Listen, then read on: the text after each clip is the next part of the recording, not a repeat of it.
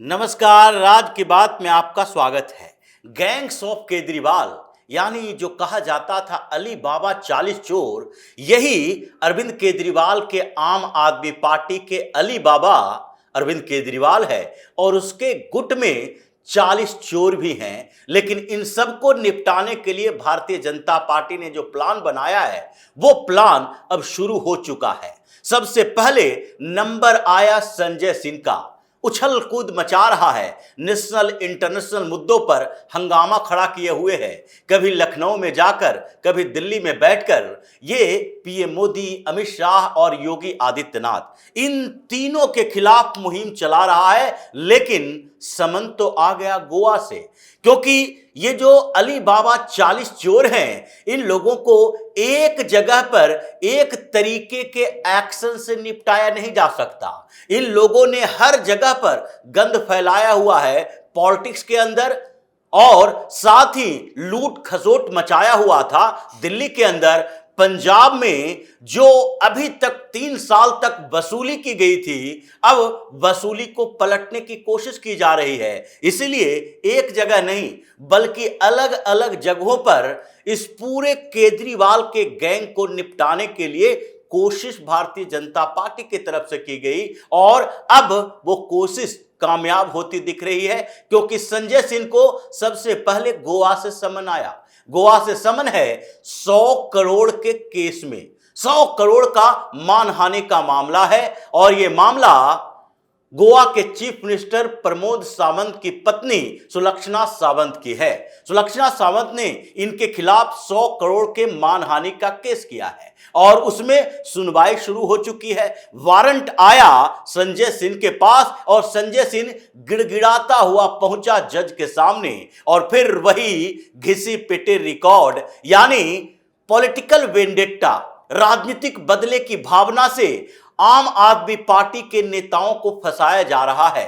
और हम तो एक राज्यसभा सांसद हैं, प्रतिष्ठित राज्यसभा सांसद हैं, जिनको इस प्रतिष्ठित राज्यसभा सांसद के कर्मों को और इनके रिकॉर्ड को देखिए तो प्रतिष्ठित जो शब्द इन्होंने उपयोग किया उसको बाहर करके चोर राज्यसभा सांसद कहा जाएगा। क्योंकि इनके ऊपर 2 करोड़ रुपए का पहले से शराब घोटाले में मामला चल रहा है। जेल से घूम कर आया है संजय सिंह, क्योंकि इसके घर पर सेटिंग हुई थी। 2 करोड़ रुपया बैग में भरकर इसको दिया गया था और वो पैसा लेकर गायब हुआ। वहां से किसको पहुंचाया अभी तक पता नहीं चला है। इन्वेस्टिगेशन तो चल ही रहा है, फिर से पकड़कर गिरफ्तार कर कर ले जाया जाएगा जब ट्रायल शुरू होगा। और इसलिए इंतजार हो रहा है कि सबको, संजय सिंह, अरविंद केजरीवाल और मनीष सिसोदिया, इन तीनों को शराब घोटाले में इस बार ऐसे पकड़ा जाए कि फिर बाहर आने की कोई संभावना नहीं हो। लेकिन खैर, अभी तो मामला संजय सिंह का है और उसमें उसने कहा हम एक प्रतिष्ठित राज्यसभा सांसद हैं और राजनीति में जो सुलक्षणा सावंत के ऊपर हमने आरोप लगाया, करप्शन के चार्जेस लगाए, वो एक क्रेडिबल सोर्स से था।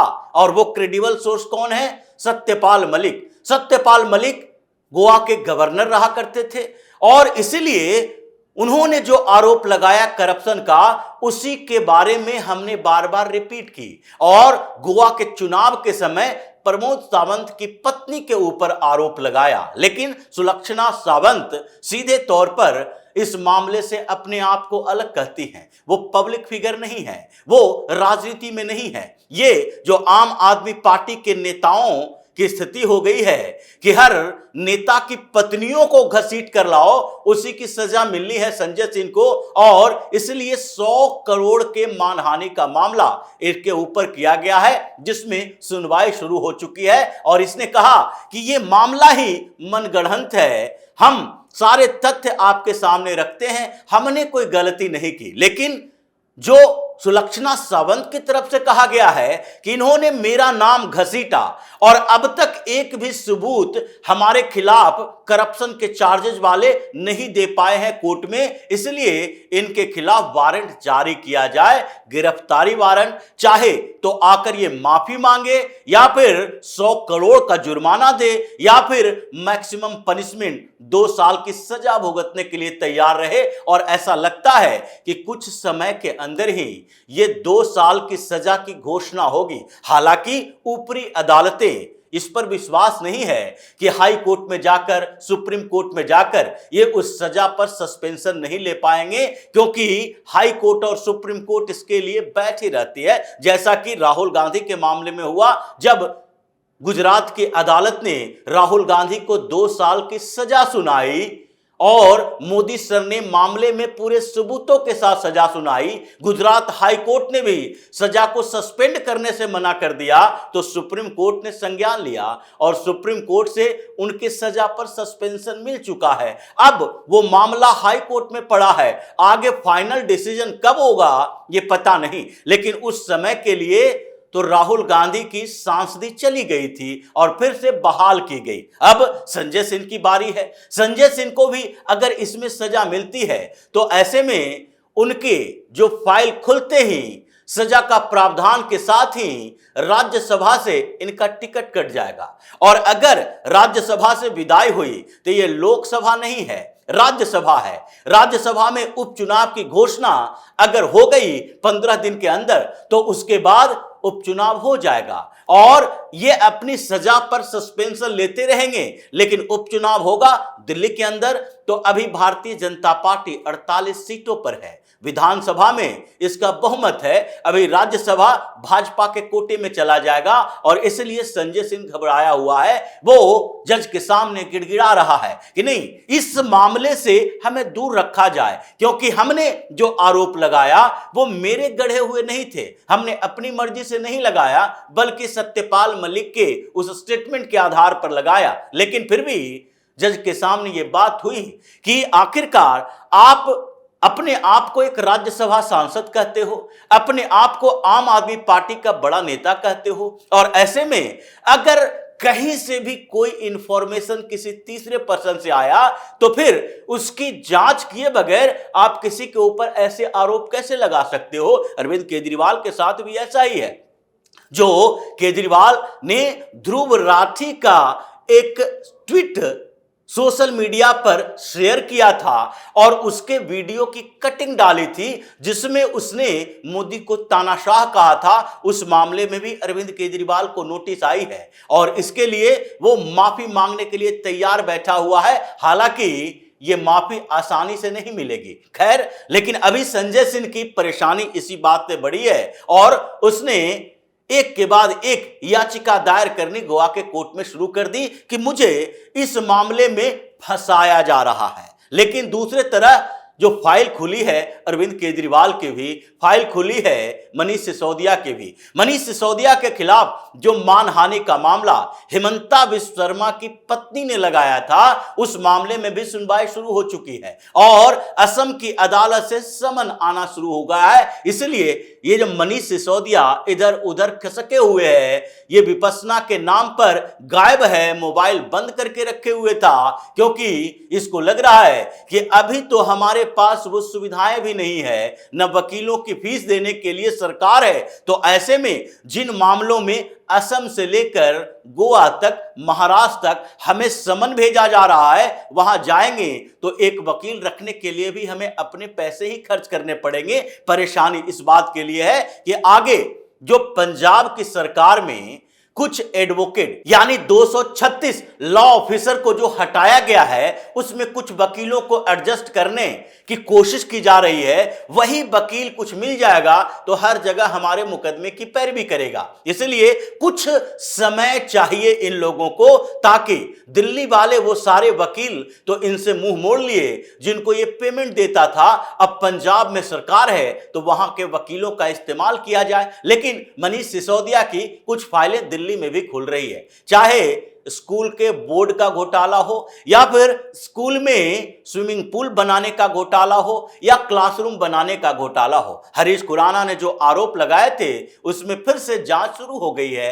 एसआईटी बनेगी एजुकेशन मामले में। इसने एक दो नहीं बल्कि पूरे दिल्ली के स्कूलों को चूस लिया है, उसका खून चूसा है, केवल एजुकेशन मॉडल के नाम पर। हर स्कूल में घोटाले के सबूत मिल रहे हैं। जिन स्कूलों में इसने स्विमिंग पूल बनाए थे वहां पर बाहरी लोगों को एंट्री दी जा रही थी। प्रिंसिपल भी उसमें कई मामलों में नपने वाला है। इसलिए अरविंद केजरीवाल और मनीष सिसोदिया की कुछ फाइलें दिल्ली में भी खुलने वाली है। लेकिन जहां जहां भारतीय जनता पार्टी की सरकार है, जिन स्टेट्स में जहां जहां इन लोगों के खिलाफ मामले हैं, उसमें एक्टिविटी तेज हो गई है। और अब मनीष सिसोदिया, अरविंद केजरीवाल, आतिशी मार्लेना, दुर्गेश पाठक, ये सारे के सारे नेता जो हैं, उसके साथ ये राघव चड्ढा के खिलाफ भी मामला है, संजय सिंह के खिलाफ भी मामला है। और इन सारे लोगों को एक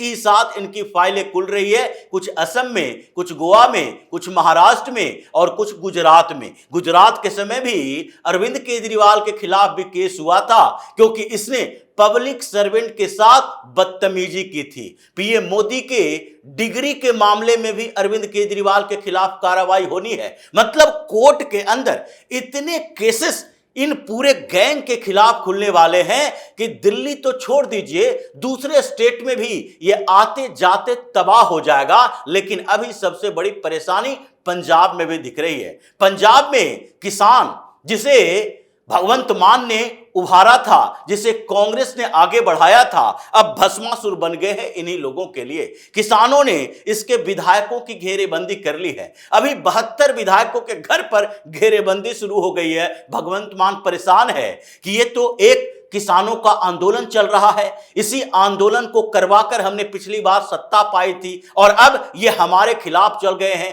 तो ऐसे में हमारे विधायक सोच रहे हैं कि इसके सेंटीमेंट के खिलाफ अगर हम काम करते हैं तो आगे तो हमारा कैरियर खत्म हो जाएगा। इसलिए विधायक भी अब धीरे धीरे उन्हीं किसानों के साथ सपोर्ट में आ रहे हैं, अपने ही सरकार के खिलाफ, अपनी ही पार्टी के खिलाफ। और साथ ही ये जो ऑफिसर्स यूनियन का विद्रोह चल रहा है, आंदोलन चल रहा है, भगवंत मान कह रहा है कि अगर ड्यूटी पर वापस नहीं आए तो फिर सारे नायब तहसीलदारों को सस्पेंड कर दिया जाएगा। वहां रेवेन्यू ऑफिसर यूनियन आंदोलन कर रहा है, लगातार आंदोलन हो रहा है। रजिस्ट्री नहीं हो रही है जमीनों की। तो इसलिए पंजाब में जब से अरविंद केजरीवाल गया है, वो तो ध्यान केंद्र में है, लेकिन ध्यान केंद्र के बाहर पंजाब की सियासत में ऐसे उबाल आया हुआ है कि लगता नहीं है कि 1-2 महीना भी भगवंत मान सरकार को खींच पाएगा।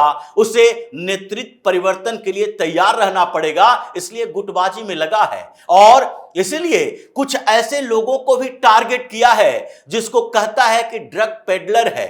600 लोगों को डिटेन किया गया है, उससे पूछताछ की गई है, 62 गिरफ्तारियां हो चुकी है, सिर्फ दिखाने के लिए कि ड्रग्स के खिलाफ हम अभियान चला रहे हैं। 3 साल में इसने उसी से पैसे खाए और अब जब चुनाव आने वाला है तो उस समय उसी को टारगेट कर रहा है। तो एक एक करके जो आम आदमी पार्टी के पंजाब में सियासत चल रही है, उसमें विधायक से लेकर सोशल वर्कर तक, एनजीओ तक, ऑफिसर यूनियन और फिर किसान, ये सारे के सारे विद्रोही हो चुके हैं। ये आम आदमी पार्टी के खिलाफ आंदोलन कर रहे हैं। तो आम आदमी पार्टी, अरविंद केजरीवाल का गैंग जैसे चारों तरफ से घिरा है, लगता है कि कुछ महीनों के बाद आम आदमी पार्टी केवल किताबों में, इलेक्शन कमीशन के वेबसाइट पर ही दिखाई पड़ेगा। जमीनी हकीकत कुछ और होगी। न विधायक होंगे, न सांसद होंगे, न आम आदमी पार्टी के पास कोई सी स्टेट में सत्ता होगी। तो इसी तरह की खबरों के साथ फिर से हाजिर होंगे। तब तक के लिए बने रहिए हमारे साथ और देते रहिए हमें सहयोग, ताकि इसी तरह की खबर हम आपके लाते रहें। धन्यवाद।